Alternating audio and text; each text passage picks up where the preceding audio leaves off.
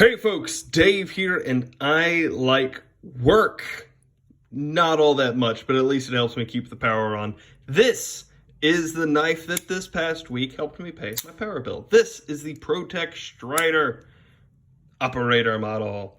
What this is a collaboration between ProTech Strider that brings you this, and then operator modeled, where it is made completely sterile, with no markings at all, other than this little tiny little tritium boy right there. A little glow in the dark, see, not very effective, but whatevs. So it has no markings whatsoever, except for the ones, of course, that I put on it. Making this just such a good looking knife. This is so very clean. This was an interesting week, because this is one of my most anticipated knives that I've gotten in a really long time. And finally a chance to take it out into the real world and take it through my daily life at work. That's what this whole series is about. That's a statement that sounds really weird and wasty to someone who doesn't have too many knives. It's fine. But this is the knife that I did that with this week. And I learned a lot of things that I was not necessarily expecting to. For instance, I didn't realize how much I care about this. This is thick. Comparing this against a PM2 right here, Spyderco Paramilitary 2, and you can see that it is noticeably thicker. The weird thing is that, as the case with most knives, it doesn't look like it should be enough to matter. It's right around where the rat 1 is. It doesn't look like it's thick enough that it should matter, but for some reason, that minuscule, tiny little difference, it just barely is enough to matter. It's not actually looking around. Let's get funky with it. Okay, we're not at an Adamus position. Are we at a SOG CLXR? Heck no. But both of these knives, kind of the whole point of them is that they're abusively wide. Gerber 06 Auto, similar story. So this is thicker than what I normally prefer, and last week's was, oh my gosh, or 2 weeks ago.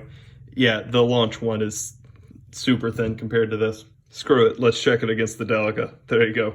But that is a dimension that I ended up caring about more than I would have thought. Not my most important dimension, though, because that ended up being this. The pants that I wear for work, they're a variety of different models of Carhartt. There's one of my pants that does fit my phone. The other one's the phone pocket there on your thigh, you know, the most convenient pocket in the world.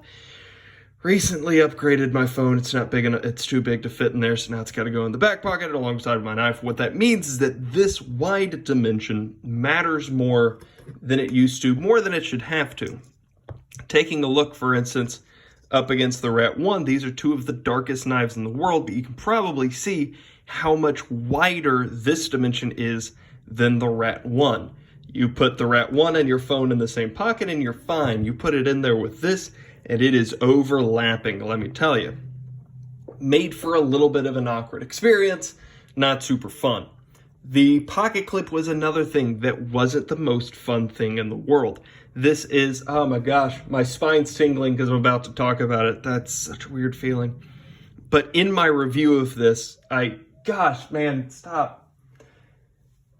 You know the feeling of like styrofoam rubbing against each other and just like I'm legitimately getting goosebumps now. That's what this sounds like. When you first start putting this in your pocket, the coating on the handle and the pocket clip, it's textured in such a way that it makes this horrible squeaking sound. And it legitimately matters. It legitimately affects me, at least. I hate it. It is something that you can see that it's worn down just a little bit. So it is something that gets better over time as this area slowly sands away. Really would not have minded if they had put a little Delica spot in the chalky black aluminum. Just like a little spot of bare aluminum, please. But it is something that eventually does wear away. The pocket clip itself is fine, a little bit tight, a little low, but nothing to make any kind of difference. Again, part of I'm a little dumb.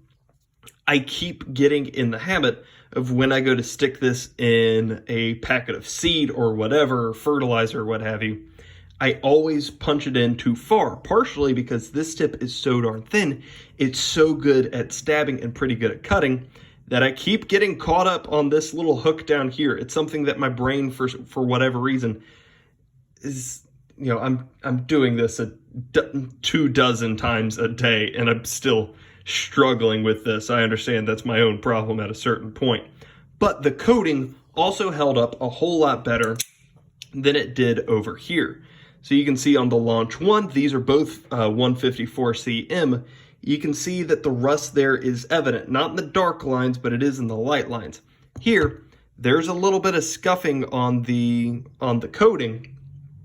There's a little bit of powder and guff that is stuck to the DLC, but there's nothing that is broken through. Certainly nothing to the extent of this Delica, for instance, where now the coating is textured, and I don't know how to feel about that. This coating is not textured. Well, not because of the stuff. I just tried to backlock this. That's how good my brain is. So as far as my overall experience this past week went, what is it that I need? I need a good blade that'll hold an edge. This one did. I need a comfortable handle that I can hold on to for not long periods of time, but that I can get my hand on. I need it to be comfortable in the pocket, being in and out, crouching, standing, jumping, driving, yada yada, climbing. That is really one of deployment. I need access to it quickly. Comfortability in the pocket, there going with my phone while I'm walking around. Those are kind of the most important aspects of all of this experiment for me. And while with this knife, this ProTech Strider, this is a great knife. It's so well built. I don't have any legitimate, other than that, screw that. I don't have any legitimate design flaws. I don't have any major problems with this. It just doesn't really, as far as work goes, it doesn't really fit my life all that well, unfortunately. It does have a great blade, and that button right there gives you easy access to it. And the spring putting it back, this is push button access, not push button access, push button auto. And putting it down, the spring doesn't fight you as much as it does on some others. Oh, by the way, just for funsies, this thing is so slow, this thing is so quick. There's also no safety, which, because as recessed as it is not a daily fear. But as I explained in my review video, it does have a possibility of becoming undone. So whenever I carried my Boker Strike, I always had this thing locked in my pocket. I would pull it out, undo it, lock it back, and put it in my pocket. With this, the operator, also with the Launch 1, those are not possibilities. Just an unfortunate thing, just something that I prefer in my automatics, and now I know that and can use that knowledge going forward. But as far as comfortability in the pocket, this doesn't have it. And that really is one of the most important aspects for me. The coating on the blade also, because everything else is coated. Obviously, I need to take this apart, and I am going to do a disassembly on this knife at some point, because I really gotta clean all the lime dust crap out of there. Those are what's most important to me. It's comfortability in pocket.